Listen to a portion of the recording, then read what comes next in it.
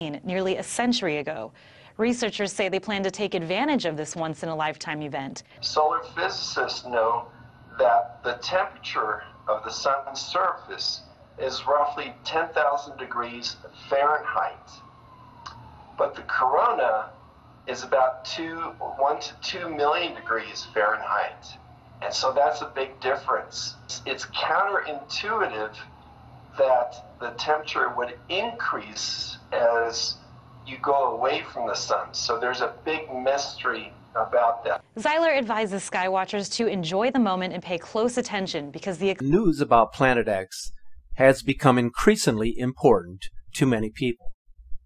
The saga of a rogue planet in our solar system actually began back in December of 1982 when NASA announced to the world that its IRIS telescope had discovered the existence of a giant planet in the outer reaches of our solar system, a declaration that was quickly retracted after being published by major news organizations.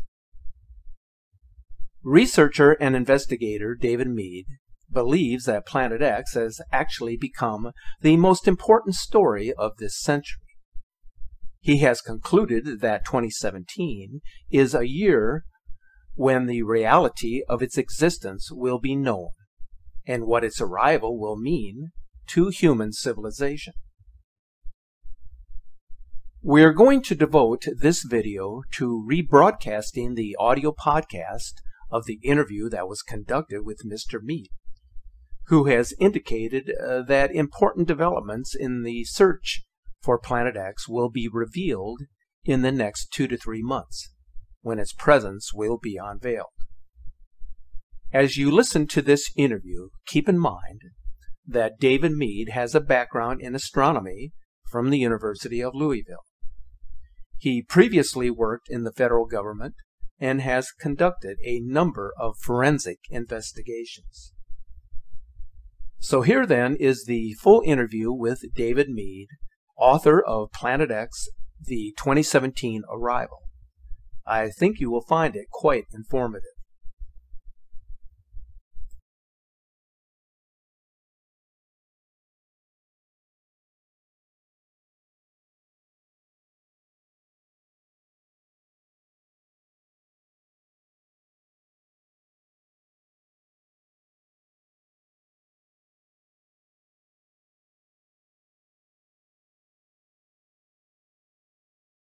Break everything down with Nibiru. Let's talk about what you do. Well, the way I got into it, I've always believed in following the money. About 5 years ago, I got into some research on the Pentagon black budget. And I don't know if you recall, but you probably do, that the day before 9/11, Don Rumsfeld announced at a Pentagon news conference that the agency was 2.2 trillion short. Money was simply missing, 2.2, not billion, but trillion. So having worked for a period of time at the Pentagon, I realized this was most likely black budget funds. And I did some investigation and I ran across a couple of areas, basically the deep underground military base research done by Jesse Ventura, done by Phil Schneider, done by other personalities. And I realized, of course, that's likely the source of the lost money. It's black budget ops and it's being spent. And why is it being spent in terms of these type of bases? So that's how my curiosity was picked, you might say. These bases, I understand, are built away primarily from geologic tectonic areas. But again, when Planet X passes, you're going to have new geotectonic faults established when you have force 11, 12, 13, 14 earthquakes. So I don't know how safe they're going to be. It could be a lost investment for those people.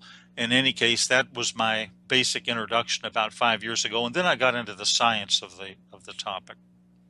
Well, and science is something that I'd really like to get into today. So, we could help the skeptic see some solid evidence to help them prepare, mentally, physically, spiritually, whatever. It sounds like it's going to be difficult in many cases to prepare for this type of event if it is as serious as many predict. Different underground bases. They've been building them for years. You can go all the way back 70 years and they were building these things, probably even before that. So have they been spending more money since 2001 on these underground bases then? My understanding, and this is partly from Phil Schneider, I know he worked 11 years at Groom Lake, Area 51. He says the black budget varies between 0.2 trillion and 1.2 trillion per year.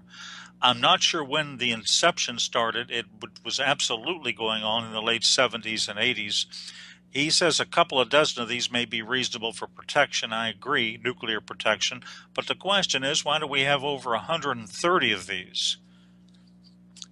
That doesn't really make any sense unless, obviously, Planet X is absolutely a fact, which it is. Well, so, 4 years ago, I remember reading an article on Yahoo News that claimed eventually people are going to be able to look up in the sky and they're going to see what looks like a second sun, but really it's a giant sun that exploded. I think they said it was Betelgeuse or something like that. So in my mind, when I read stuff like that in the news, I think it's, the forces behind the scenes or whoever's kind of orchestrating the media, prepping people, subconsciously getting them ready for this type of event. First, it's just an explosion that looks like a sun, and then, hey, oh, it is a sun. So, do you have any physical evidence, like pictures that you can say without a shadow of a doubt, or files or white papers? Yes, I do. In fact, there's some very good videos on the internet itself that are good photographic analysis. There's one called Multiple Suns Rise Over Halifax, Nova Scotia. Those are the keywords that a person would enter on YouTube to read it or view it. And you can see the sun. And then at the 3 o'clock position, you have Planet X. To the right of Planet X, you have a separate lens flare. Now, that doesn't reflect the lens flare, of course, in the water below, but Planet X is generating its own light, and you can see its reflection, therefore, in the water below. Next, I think a fog bank moves in, and it obscures the sun, but Planet X is still visible. A lens flare cannot do this. Now, that's one good example of something they could simply look up themselves on YouTube. In my book, which is Planet X, The Arrival in 2017 by David Mead on Amazon, I've done a video. It's page 15 or 16 or so of the book, and I have a section called Photographic Analysis of Planet X, and I study one video which another analyst did an extensive study on. And let me just sort of explain what happened. A fellow named Glenn Vaughn on April 11th, 2015, was flying down the Pacific side of Central America. He's a professor, an ex-professor at a California university. He took a 20 megapixel raw file with a Sony digital camera, and he confirmed the report by sending it in to a particular analyst for review. He took it through an aircraft window. Now, an analysis of the metadata indicated it was taken at 240 dpi, very high resolution, and the metadata further showed the date, the time, the GPS coordinates. I think it was a Sony DSC HX50V camera. In any case, using Starry Night Professional version, the video, which is referenced in my book and which is on YouTube, did a field of view analysis, and he determined Mercury is above, in other words, superior conjunction with the sun, and the object in the field of view, therefore, is not Mercury. Mercury does not have wings, as does this object, and Mercury does not have the brightness or contrast of the unknown object. Now, the analyst also performed a gamma test on a paint program. Gamma testing shows if an object is hot or cold. Hot objects generate, of course, their own light like our sun. A lens flare would be a cold object. They read direct light, they don't generate it. So he started with a gamma of 1, reducing it by steps. At point 10, the gamma illustrates stark differences. At point 01, he shows the hottest, brightest objects on the video. He then reduced brightness to a value, I think, of -3 in contrast to +2. The hot objects fade in together, proving they're genuine. Then he ran a luminance test to determine the intensity of the object, and he determined it was behind the sun, not a reflection. There are actually wings on the object, which is clearly behind the sun. Now, he stated this is deeply disturbing. The reason is that gas tails of comets follow solar winds, and they're not visible until the comet's orbit is inside of Jupiter, at which point normally the luminosity at that point of the sun makes the tails of the comet or the planet visible. Of course, Planet X, we all call it Planet X or Nibiru, but it is a dwarf star. It's either a red dwarf or brown dwarf star. Now, the object, which is clearly Planet X by deductive logic and process of elimination, is therefore now between Mars and Jupiter. It's not in the outer reaches of the solar system. It can clearly be seen, especially from the southern hemisphere. Now, as of April 2015, therefore, the date of that video and the analysis, Nibiru is close enough to the sun so that the sun's light is reflected to the tail, making it appearing like wings. And there's one other quick comment I'd make, because actually that video had two parts. The second part was a lady who lives near where I do, Sanibel Island, Florida, Melissa Huffman. Now, you can look at this video itself on YouTube. I think it has more or less gone viral, and nearly 1 million people have looked at it. And this is a 2015 video. The object is very interesting. She pans the sky and shows the object and then the moon. Now, it's clearly a planet visible just north of the sun. Now, using stellarium and knowing the moon phases, comparing it to her video on the moon, you can go to the derived date, take away the atmosphere and the ocean, and you can determine the relationship of the stars to the horizon. So to determine the date, you basically just use moon charts, and the moon is well below the horizon at all dates after September 26, 2015. Therefore, the video was taken earlier. Now, September 2015 moon phases give us a comparable to the moon in the video. And if you look at the moon phases diagram to the actual picture of the moon, it has to have been photographed on September 23, 2015, based on moon phasing. Now, on that date, Mercury in stellarium is very dim, somewhat above the horizon. Also, I believe it's in a different location than the unknown object. All other planets are below the horizon. The video, therefore, conclusively and plainly shows an unidentified planet, or dwarf star, Planet X, of some significant magnitude quite clearly. So I can reach no other conclusion, and the analyst did himself, than this is a rare photo from this hemisphere of Planet X approaching us. Wow. You know, and there's also speculation now, and I hadn't heard this until about a year ago, that not only is Planet X going to come our way, this dwarf star, but also a bunch of planets with it, like it's bringing in its own solar system. Is there evidence or truth to that? Right. There's a number of videos there. I've seen some real good ones from the South Pole Telescope, and they indicate that there are a variety of moons around this. It's basically, as you say, it's its own solar system. A lot of people don't realize this, but binary, what we've got in our solar system here is obviously a binary twin. 76%, this is a fact, of all stars are binary twins. In fact, 16% are trinary twins. There are three suns, but ours has a binary companion, and it comes under the name of Planet X, Nibiru, and so forth, Nemesis. There are various names to it. But ours has a binary twin, and it's very common. It's extremely common, and it's basically what is approaching us. And apparently, from all descriptions, indications, reports, insider reports, photographs, and other sources of human and signal intelligence, it contains 5 to 7 moons around it. So it's a solar system approaching our solar system, which makes it extremely dangerous. Now, there's been a lot of Google and NASA cover-up, in my opinion, on this. There's an object I call the Red Dragon Anomaly, which appears in the constellation Virgo, and it currently, very interestingly, mirrors the vision or biblical sign of Revelation chapter 12. Now, this is a critical, major sign. Of course, Revelation is from the highest authority, read Revelation 1. John wrote it on the Isle of Patmos about 2,000 years ago, and in it he found out that cosmologically the sun travels the ecliptic, and every September it passes through the constellation Virgo. The moon also travels close by. Now, towards the end of September in 2017, there is a precise configuration of the Revelation 12 imagery.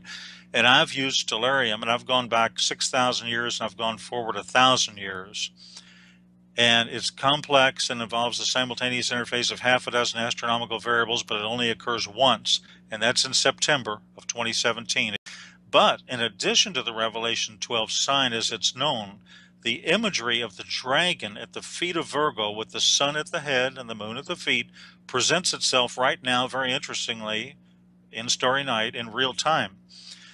Now, this is highly unusual and extraordinary. The red dragon of Revelation 12 may well be, and I believe rather obviously is, Planet X, as is referred to in an earlier chapter of Revelation, I think Revelation chapter 8, in a similar manner. A colleague of mine at the university, one university in the western U.S., brought up a very interesting point, perhaps a cover up to my intention. Here it is. Basically, he said, the areas of the dragon anomaly have been covered or patched up by Google Sky in the past. But one of the ways to actually see what is behind this patched out area is to use a program called Skyview by NASA.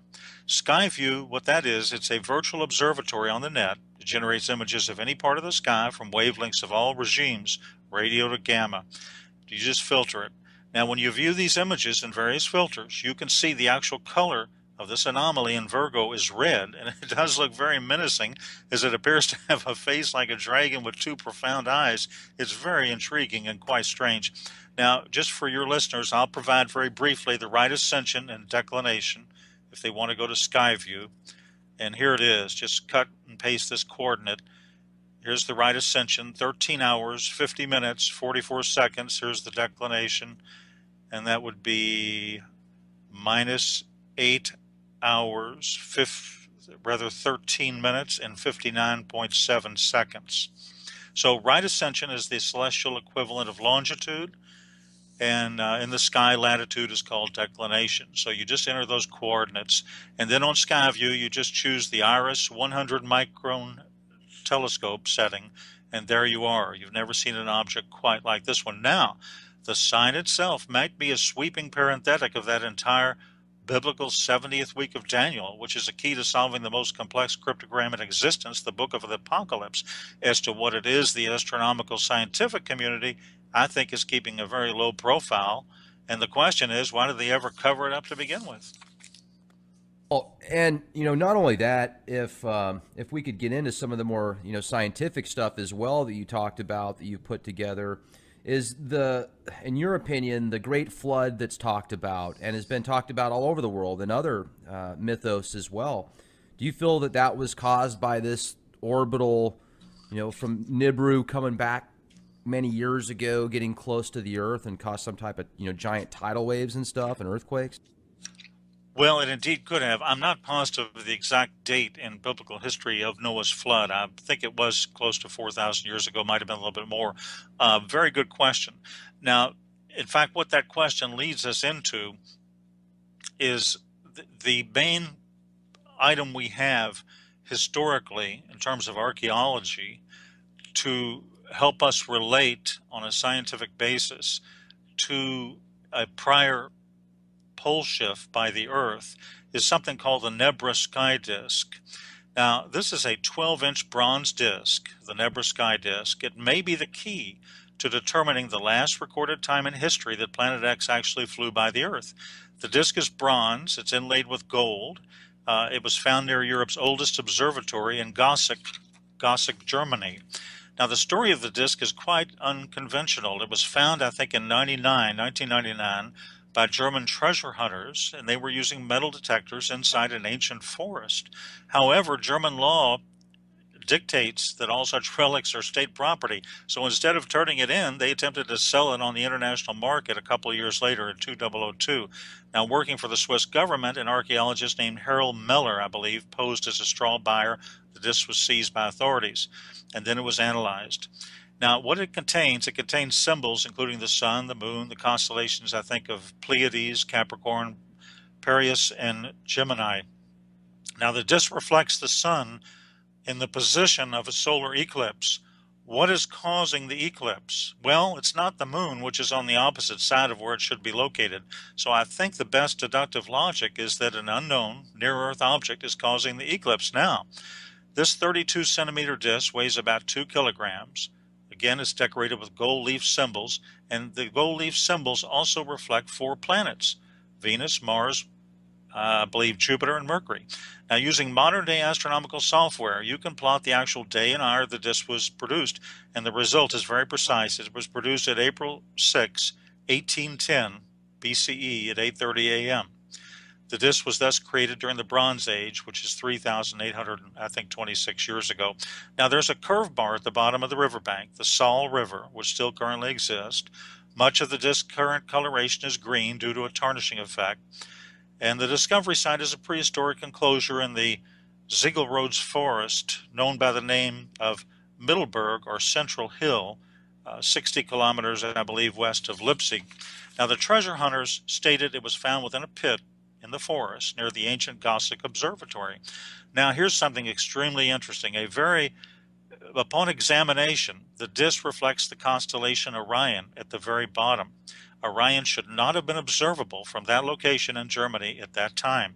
The nearest location, in fact, from which Orion, the constellation Orion, could have been observed is Luxor, Egypt. That adds to the mystery. The only logical conclusion is that this 26 to 30 degree difference is accounted for by a simultaneous pole shift. So this mystery-shrouded sky disk of Nebra is an advanced astronomical clock. It's a compendium of knowledge. And I think it gives us the best proof of the existence and passage of Planet X in the ancient world. So the purpose of the sky disk is really no longer a matter of speculation. I believe, and others believe, it's the oldest visual representation of the sky in existence, and it postulates and proves the approach of a near-Earth object causing the daytime eclipse, as well as causing a major pole shift that has just occurred, and that was 3,826 years ago. Sounds to me like we're getting pretty close to where if you've got a pretty good telescope and you know where to look, you can go outside, look up in the sky, and you can see it for yourself. That is correct. Now, when it was first observed, however, back in the 80s, because it's so close now, it's different. When it was first observed, probably the first time it was actually observed, it was observed in the infrared spectrum in 1983 by a orbiting Earth satellite telescope called the Infrared Astronomical Satellite. And this is when all those articles appeared in the Washington Post and the New York Times and so forth. And that's when, right before blackout occurred, there were some articles over a 6 to 12 month period of time when it was pretty much spoken freely of. And then all of a sudden, I think they realized the seriousness of the matter, and they went ahead and produced a blackout. But a lot of times I think many of the instruments that are used to view this object in very great detail are, for example, the Spitzer telescope, which is in a trailing Earth orbit. It's, of course, a satellite telescope, and it's infrared. And the Vatican, they've got their telescope, and that's infrared also. That's in Mount Graham in southeastern Arizona on the top of a 10,000-foot mountain. It has several names to it. One code name, they've actually got several telescopes there. They've got a radio telescope. They're listening for extraterrestrial intelligence. And then they've got the VATT telescope, and then they're also joint venturing a project that they strangely have codenamed, of all names, Lucifer. And right. This is can you believe it? Oh, yeah. I mean, it doesn't, right now, to the world we live in, it's to be expected. Well, it's unbelievable. It's right, it is. And Father Malachi Martin, I remember an interview with him back some years ago. I found out about it later, but he interviewed, I think, with Art Bell or some radio show in 1997, and he said, we're looking for an object, we the Vatican. Now, he was a Vatican insider. He's an ex-Jesuit. He was a Jesuit. And he said, we're looking for an object that's approaching from space. The Catholic Church is, the Vatican is, and we think it's going to approach in about 20 years. Now, that was in 1997, which is 19 years ago. So he basically, I believe he was a professor of paleontology at the Pontifical Biblical Institute of the Vatican, and he criticized the Vatican for not releasing the full content of the third secret of Fatima, and the presumption was the Vatican didn't want the facts known about wormwood. Well, in any case, it just seems highly suspicious that they've invested, all of this money there to, why are they in the strange business of astronomy? Why do they have this large binocular telescope on Mount Graham? It's a near-infrared telescope. Now, the cover story is, of course, they're looking for extrasolar planets and alien intelligence. But they have an infrared telescope. They have to supercool it to minus 351 Fahrenheit to allow it to conduct observations. And, of course, a dwarf star, whether it's, a red dwarf or a brown dwarf, and the only difference is the size in those. Brown dwarf never reached fusion stage. It didn't convert hydrogen to helium. A red dwarf is anywhere from 0.8% to half the size of our sun. Anything less than 8% of the size of our sun is classified as a brown dwarf. So it's one of the two, but the way to observe those is in the infrared spectrum. They do have red halos around them, but to determine the heat signature, you need an infrared telescope. So that's what you've got. And anyway, I think another Vatican insider stated that the Graham Observatory is used to study anomalous celestial bodies approaching the Earth. And I think in an interview with him, he compared it to what the CIA did with one of its secret eyes known as the twin to Hubble, Skyhole 12, Keyhole 12. You may have heard of that program. But in any case, the Vatican is set up like a government. It has its own secret intelligence agency. It's called the SIV. And the English translation is the Information Service of the Vatican.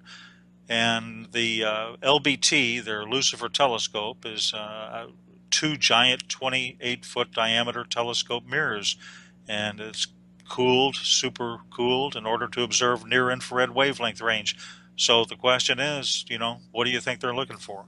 There was a series of still photographs taken between, I believe, 2011 and 2014 by a certain analyst who had access to a webcam at the top of a volcano in Central America. Perhaps it was Costa Rica. And I looked at an analysis of that, those still photos. And if you look at the field of view and if you state the pixel size at each year, 2010, 2011, up through 2014, in the same field of view, it gets amazingly larger. So obviously, in my opinion, the object is approaching us quite quickly.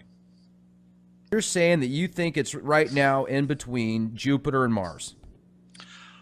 Right, absolutely. And I believe, getting to one of the main points of my book for just a moment, not only is there a lot of scientific evidence, and again,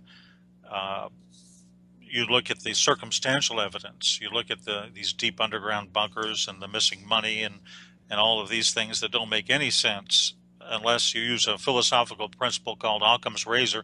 The simplest solution is the most reasonable and is the one you should use. Now, getting back for just 1 second, maybe I can even talk a little bit about the John's very apparent description in Revelation 12. It's a very precise celestial event that he talks about. Now, I talked about one particular object, but I didn't really talk too much about what's called the Revelation 12 sign.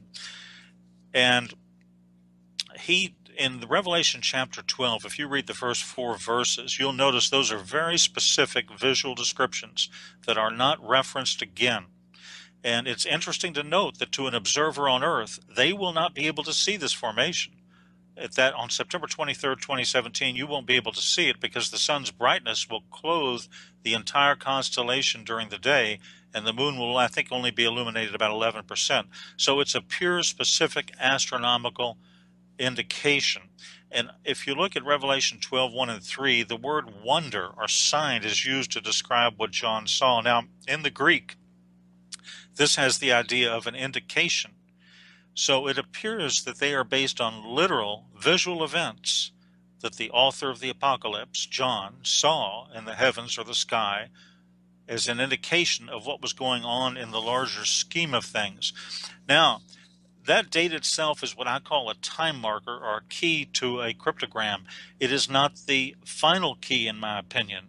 It's only a preliminary key. that's not the date, in my opinion, when you're going to see Planet X in the sky.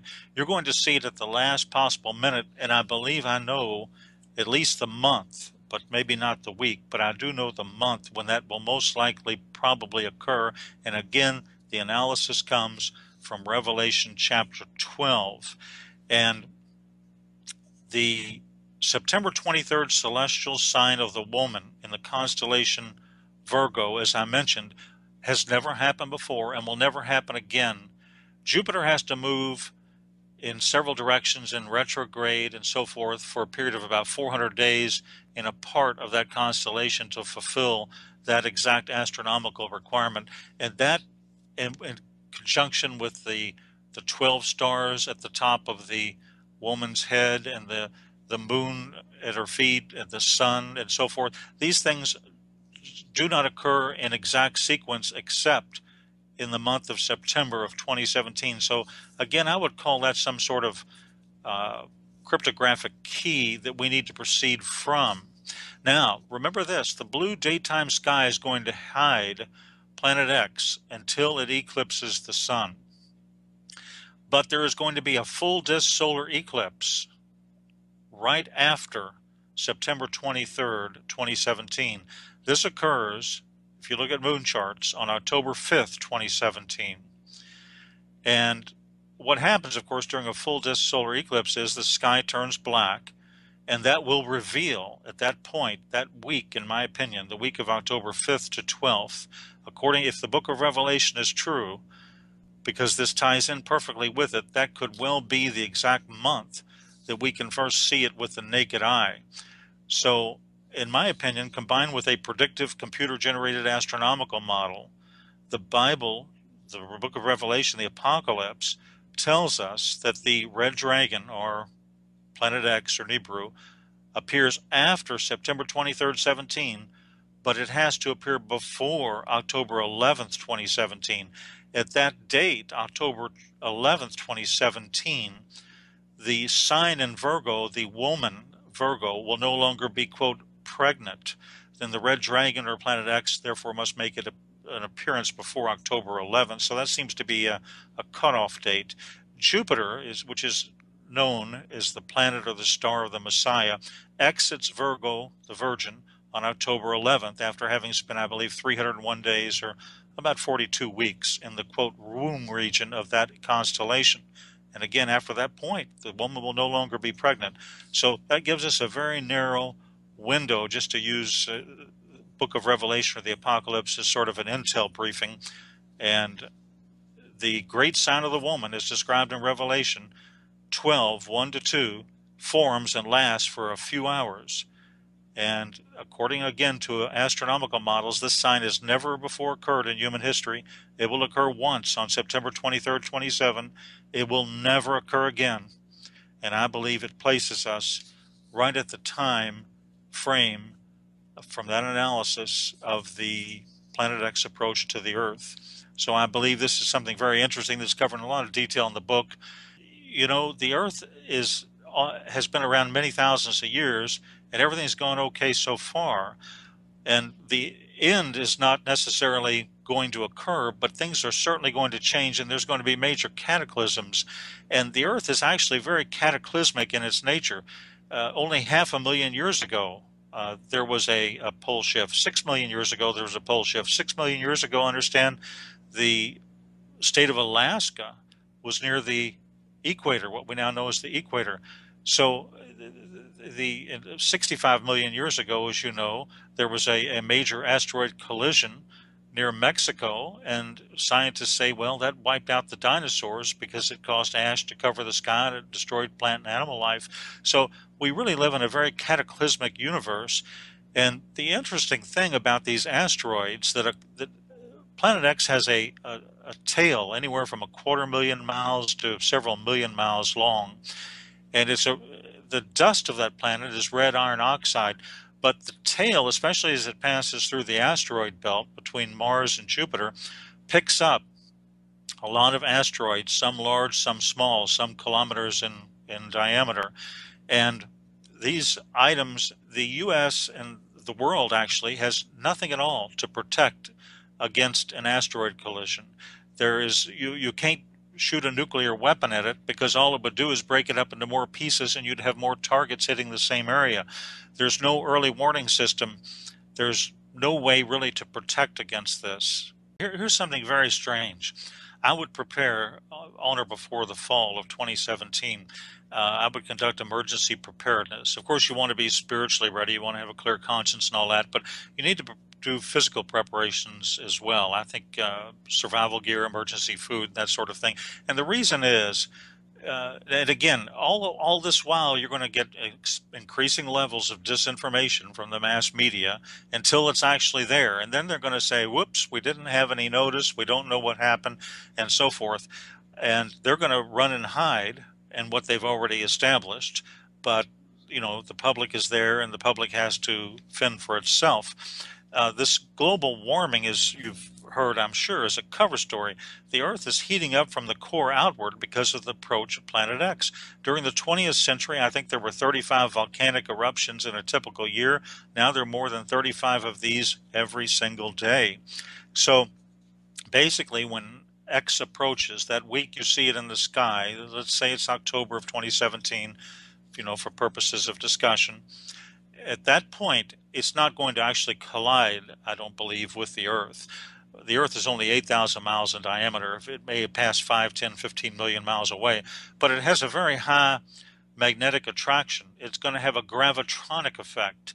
It's going to cause the shifting of the Earth's crust. It's going to cause major volcanic activity. It's going to cause tidal waves.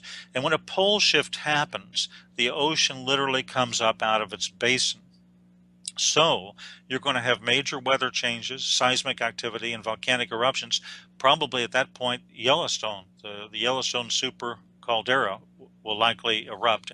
That could affect up to a third of the United States, cover it with ash. You're going to, right now you've got unexplained sinkholes, bizarre weather. So we've seen these core changes. And of course, the cover story, the legend that were given by, you know, Al Gore and those types is global warming. Well, of course, that's just a total story, and it makes absolutely no logical or deductive sense.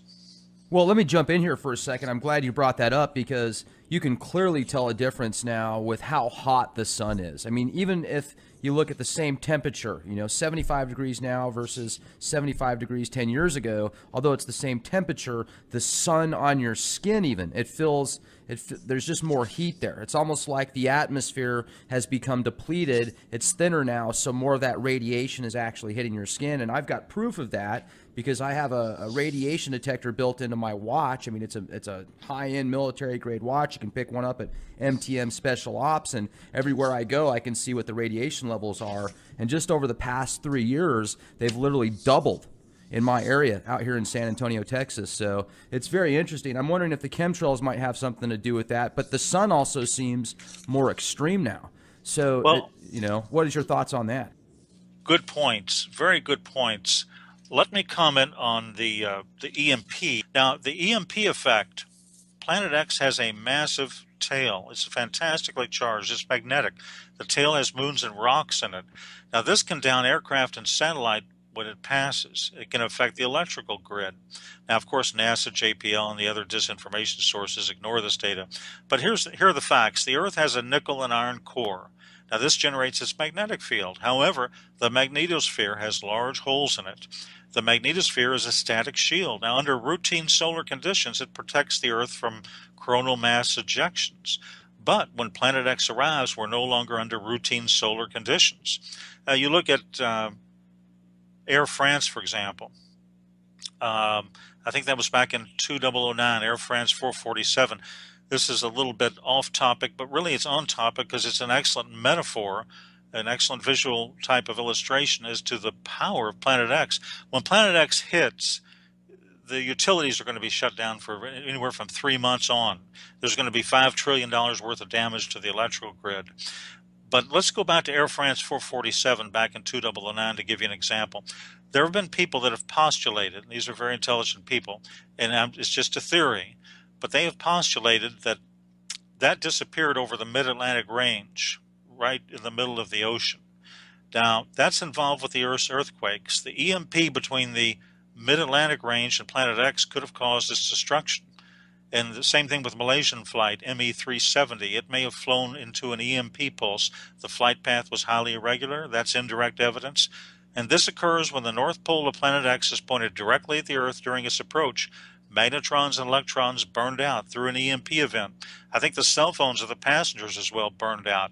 So none of the theories really answer in terms of those aircraft. All the questions are fully explained what happened that day. But it could be an indirect effect of the approach of Planet X. Now, also, you mentioned these chemtrails. Now, there's a site, I just became aware of it recently, called Geoengineering Watch. I think Dane. Yeah, great guy. Oh, you know him? Okay. Yeah, I've talked to him before. Oh, you've talked to him. Excellent. Well, you've probably heard the key phrase indigo skyfold and so forth, and I understand that contrails dissipate quickly, but not chemtrails. And I always, tell people, in terms of NSA, nothing is as it appears to be. Always consider the source and their agenda. You look at Ted Gunderson, that former FBI chief, and he said Congress should be investigating these chemtrails. And yeah, that was back in '97. That he actually came out and talked to Congress about it. Weather wars, chemtrails, everything.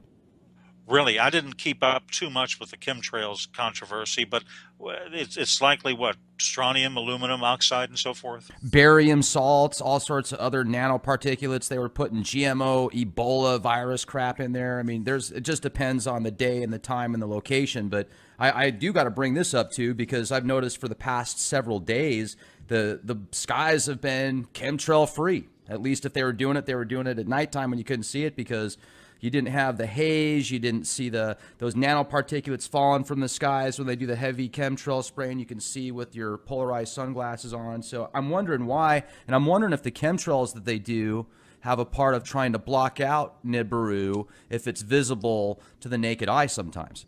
I think that's very possible. I think they're attempting every type of disinformation possible. For example, let's look at what happened recently.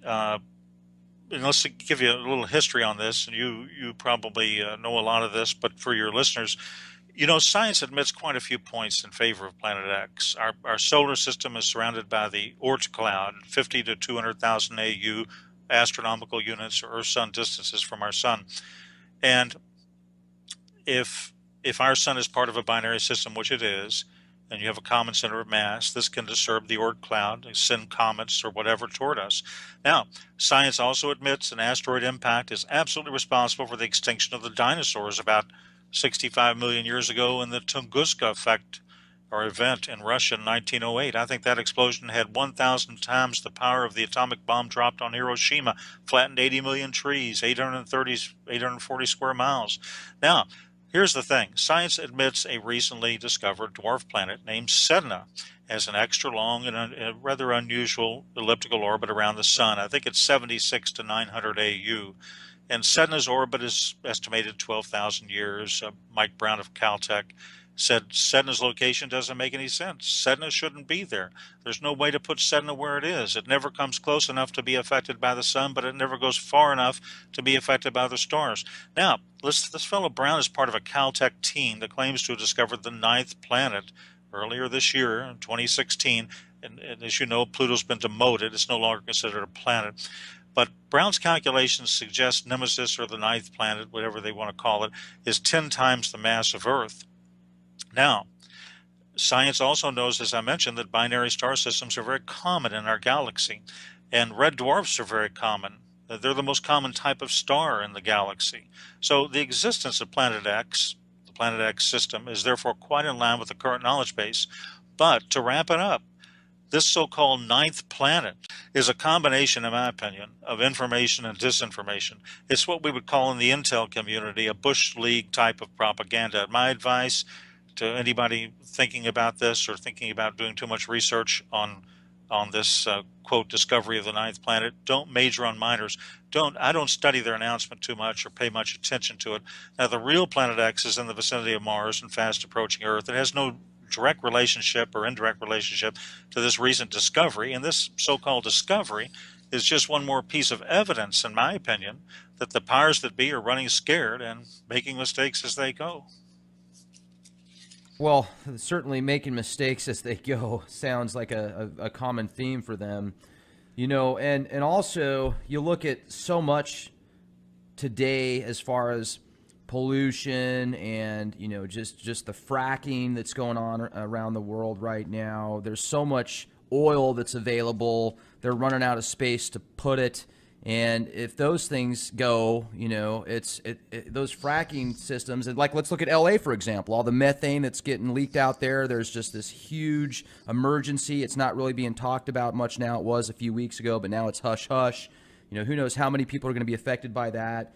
You've got these nuclear reactors next to fault lines. I think there's 55 nuclear reactors next to the Madrid fault line alone. You've got, the San Andreas fault line, and you look at Fukushima and what happened out there and how much pollution to the environment from these nuclear active particulates that are just all over the place now. And I wonder what's going to happen, like you said, if there's just this giant blackout and if power isn't available to these nuclear facilities, or if there's an earthquake and some of these reactors get affected by it. How are they going to keep the rods cool? What happens if Carlsbad, New Mexico, where they've got just tons and tons of nuclear waste there? What happens if something goes out there? What's next? How do people protect themselves? Do they even want to be protected, or would they be better off just dying quickly? Well, very good points. There's the fellow I'm sure you've heard of, J.R. Moore, the radio show, and he's interviewed some U.S. Navy veterans, and they were told the end results of all this, but they really weren't told the why of it, and he was told it on a discrete basis. You may have seen the U.S. Navy map of future America where the coasts are flooded and so forth. Well, now, you know that the magnetic poles have been shifting towards Russia at maybe 40 miles an hour a year, but when Planet X arrives, the physical poles will shift. Now, this will create some hyper-earthquakes, tsunamis, and the shifting of land masses. So if you want to look at a few different states, one thing people can do to protect themselves is simply be in the right location when it happens. Now, there's a few states to avoid.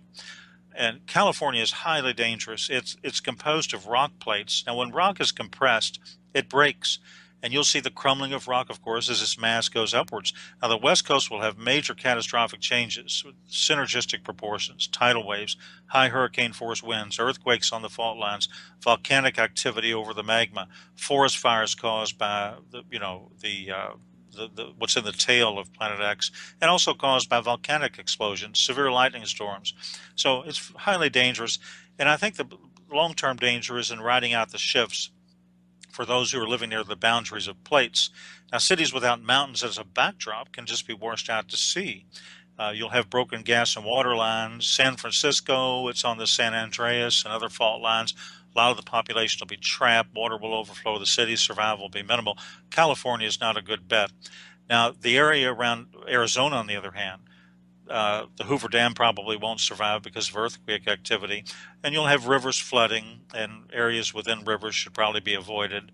But you look at Phoenix and some of these main cities. Arizona has withstood many a pole shift. The area around Tucson is safe. Florida is another very dangerous state. Its highest elevation is 105 meters in the Panhandle. But as for Central and South Florida and the Keys, these parts can be devastated by a tide of water. Colorado, for example, is a safe area. The domestic division of the CIA is relocating to Colorado. That should give viewers many clues right there. Right. Eastern Colorado, has descends into plains, has rivers. Some of these may be a port of safety, and of course, one of the safest parts of the country is the Ozarks, northern Arkansas, southern Missouri. Average elevation close to 1,000 feet, self-sufficient water supply, agricultural land. They'll do well. They're also isolated from large metropolitan areas, and they're well enough inland to avoid flooding through, tidal waves. So it's a part of the preparation is probably geographic. But I would expect when it hits, when you see this object in the sky, you'll have 1 to 2 days to accumulate all of the emergency food and water you can. I would accumulate at least a 3-month supply. Now, the strange thing is about this whole thing is that Congress could have done something about this electrical grid. It could solve it for $300, $400, $500 million. They've never done anything to harden it. The military has parts of their grid hardened, but the Congress has never done anything. And yet they know that the estimate of a 3-month downward collapse of the U.S. electrical grid will cost the nation in excess of $5 trillion. So I don't understand the thinking, but this is Congress, so that's it. I think they're probably trying to protect themselves as well. Maybe they are being offered a nice, one bedroom apartment about Right? 15 stories underground, and they'll be okay. They won't have to worry about anything during the catastrophe. But I mean, how long is this going to last? Well, the effects could last as long as the electrical grid is down. When the electrical grid is down, as you know, you'll have a certain percentage of automobiles that simply, and trucks that will simply fail because of the EMP pulse.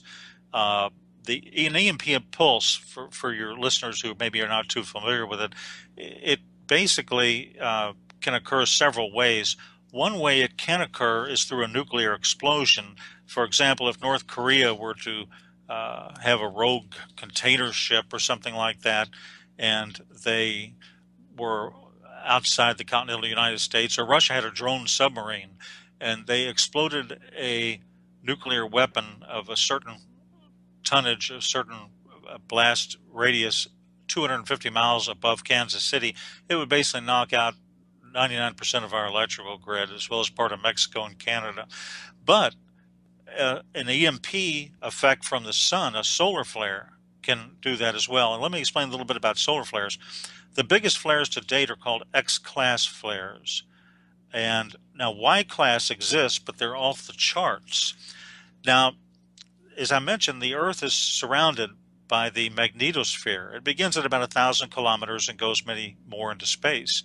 And the sun and the Earth's magnetic field create this layer. But NASA discovered through a Themis mission that the Earth's magnetic field contains a hole, which is 10 times larger than they previously believed. Now, the magnetosphere shelters us from solar flares, but the hole is now 4 times the size of the Earth. So, in any case, the risk assessment, the worst case scenario, is if you have a violent CME that accompanies a Y-class solar flare would come to us in a 1-2 punch. That would send the part of the Earth exposed to it back to the 1850s. It would affect all circuitry, all electronics. You wouldn't be able to do banking. There wouldn't be food after a day or two because there wouldn't be transportation. Only military, facilities would really survive and prosper, but not civilian facilities. And it's similar. We don't really have any experience with it in the last 100 years. In the late summer of 1859, the Carrington event happened. That was a great solar storm that hit the planet, and that was a coronal mass ejection from the sun, and that affected telegraph lines and burned them up. But that's about all. That was the greatest solar storm in recorded history. And the electrical grid was in its infancy, a few telegraph wires in larger cities. And it did short circuit the wires. It caused massive fires. The aurora borealis was seen, I think, as far south as Cuba, Rome, and Hawaii. And in 1989 and 94, I think going forward, you had minor solar storms that knocked out communication satellites and shut down power plants, disrupted the electrical grid. But these were minor solar flares. So imagine if a solar storm the size of 1859 struck our modern society. You've got delicate wires that run everywhere, filaments, computer chips, hard drives, cell phones, electrical lines, and your vehicle's computer system. And so the perfect solar storm could send the country back to, the Stone Age, basically, for anywhere from 3 months to I don't know how long. It's really hard to say. It would depend on the damage to the transformers and how quickly they were able to be repaired or replaced. And if the solar event affects the entire Earth, they probably are not going to be replaced too quickly. It might just affect the northern and southern hemisphere, but if it affects the whole Earth, which it could be years before things really return to completely normal. And with that said, if things get that bad, let's talk about the military situation and a martial law type possibility. In your research, in your opinion, what's going to happen with, what's going to happen with the cities, with the survivors? Well, I would say where you are, you're going to be. When this happens, you're not going to want to drive a car 50 miles. Number one, you've got a 50-50 chance it'll even start. And then where would you be going anyway? And you'd be moving away from your food and water supply. So where you are is where you're going to be. Now, hopefully where you are at that time, there's a concept, a theory called strategic relocation, where you don't want to be too near a major city. like Houston or New York City or Atlanta. You don't want to be too near Miami, for example. You want to be in a smaller area. Maybe you want to be on a small island that has a population of 3,000 people in the Gulf of Mexico. Maybe you want to be in a suburb or in the country, some distance from a metropolitan area. But wherever you're going to be at that point, you may be there for a long, long, long time. So you want to consider seriously, I would say, consider where you are keeping residence. Now, do you feel that the military will even have the opportunity to keep stability and structure, or do you think it's just going to be full-on chaos? I would imagine in the large cities, complete chaos, because the military is going to be hampered in terms of any type of rescue operations.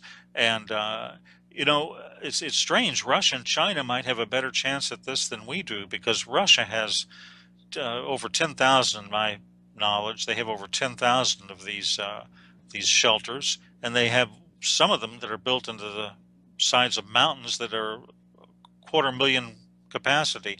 China has such large underground structures that they keep entire submarines and jet aircraft stored inside the structures themselves. So some of these other countries seem to be a little more prepared, I think, than we are. We have supposedly prepared for the elite.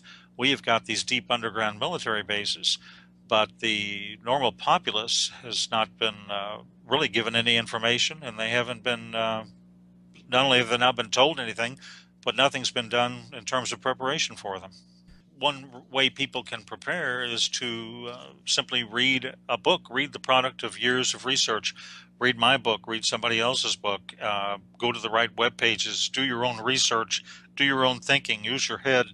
But you do need research, and to accumulate the type of research you can find in professionally written books can take 1 or 2 years. Might be easier just simply to buy a book. So I would highly recommend people educate themselves, understand the whole picture, and probably take action at that point.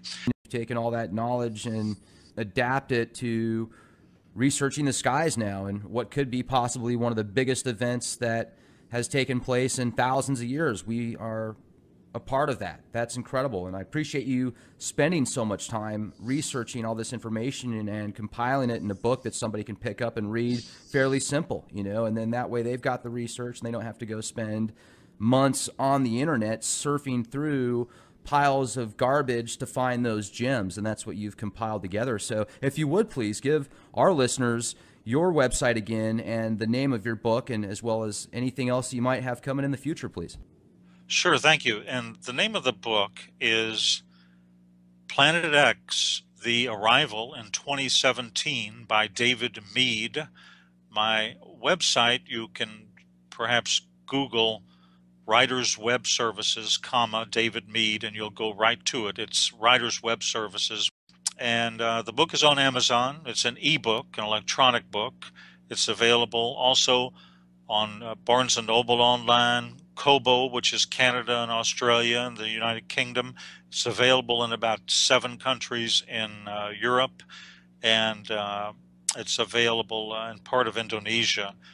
It's available on about 10 different platforms, including if you have an Apple iPad, you can go on your own bookstore there and look for it on that. David, please keep us informed on any new information you pick up, and have a fantastic evening. Thank you.